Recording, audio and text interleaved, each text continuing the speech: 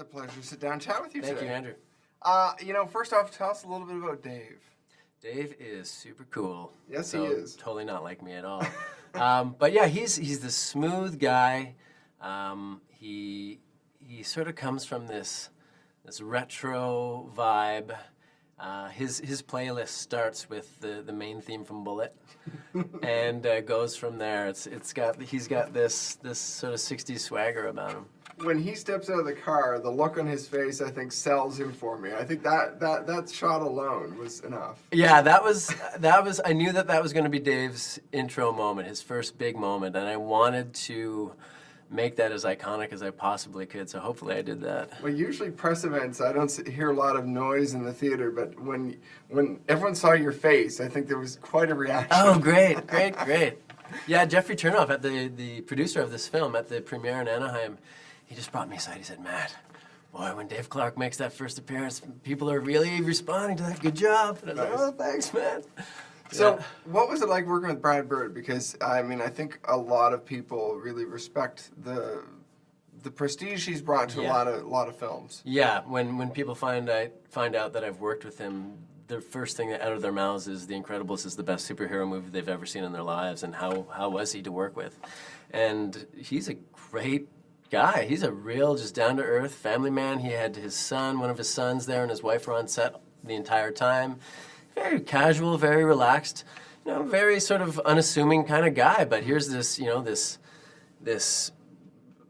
titan of creativity behind that facade. He's got a really great vision, and he works in such a collaborative way. It was so wonderful to work with him.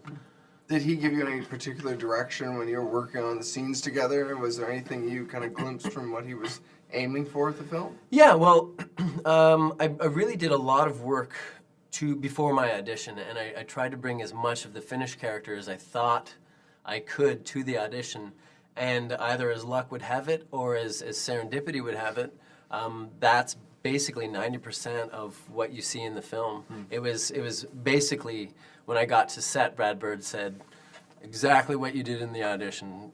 That's who the character is." That's amazing. And so I like to think that I brought a lot of that to it. But yeah, absolutely. When we were working together, I would say, "Can I try it this way or can I try it that way?" And he said, "Yeah, sure. Let's give that a go." And either it wasn't working or he wanted to just try something else, he'd say, "Okay, well, let's try it a different way and see how that goes." So it was wonderful, because to be allowed to investigate your own creative choices, but then to collaborate with somebody who has such a great vision, it was my pleasure to indulge him as well and say, "Yes, of course, let's try it anyway. Let's have fun." That's cool. Yeah. Did you rub shoulders with a few of the other actors? I did. Off camera.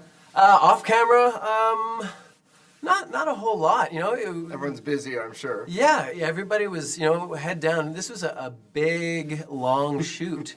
And, definitely for someone like George Clooney and Britt Robertson, they had days and days and days and weeks of work ahead of them.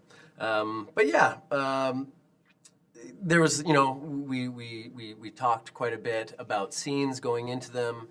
George Clooney was fantastic to work with. Talked about, how we're going to put the scene together, and is it okay if I do that, and how about this, and are you comfortable? It was mostly me just saying, "Do you mind if I touch you? Because you're George Clooney."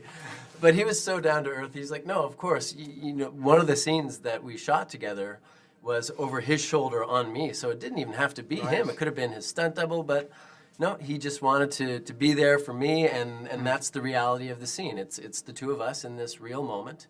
And I think it's a testament to his character that he is so down to earth and very giving as an actor and as a person.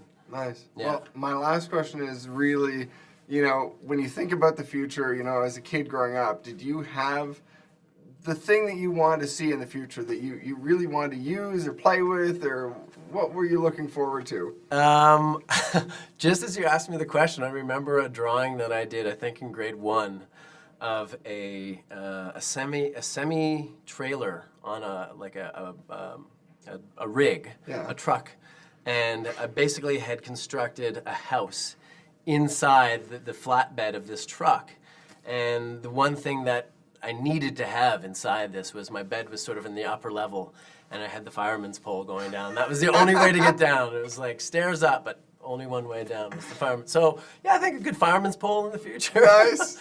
Yeah, Simple, take that no if you will. jetpacks, just fireman poles, right? Jetpacks would be awesome too, because that would then forego the need for stairs. You can get up. Well, thank you very much. Yeah, thank you, Andrew. Thank you. Cheers.